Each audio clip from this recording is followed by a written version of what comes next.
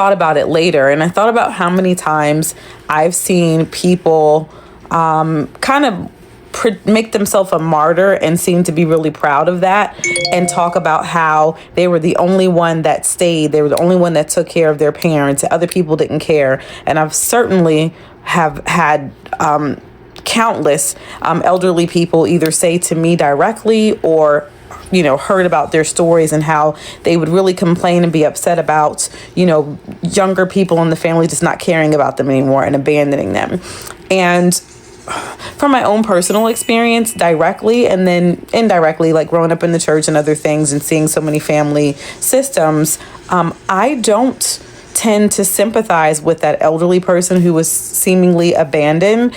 And I don't tend to really get emotionally entangled in that situation. One child is expected to always handle everything. If others were in favor, I'll give you an example of this. I was a scapegoat child. I remember my grandfather on his deathbed, and I got to be honest, it was very difficult for me to even go and visit with him then, because although he's got a really stellar reputation, we didn't have a personal relationship with each other. It just is what it is. But for myself, I wanted to go and see him one last time and just see what he had to say. And his very last thing that he said to me shortly before he did pass in that hospital was, "We always knew you were going to be all right. No matter what, Coley Boo, you were always going to be okay. I had to take care of your other, cousins because they couldn't make it on their own. But you always find a way." Well, that's not true. I learned early on in life that I can't depend on none of y'all. So I had to always find a way. I had to always be self-sufficient. Maybe because I was the oldest child, I don't know. I learned that my problems were just mine alone, and it made me have to put on a cape. That wasn't healthy. That wasn't okay.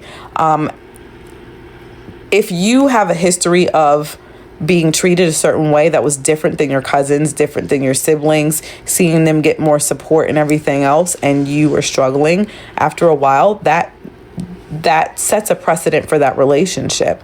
So those conditions are obviously going to create a long-term relationship that eventually the chickens are going to come home to roost. You got to remember, there's a saying about women and men in relationships: "I've never seen a woman run from a good man." Well, that can apply when it comes to parents and children, even adult children. I have rarely seen a child run from a good parent.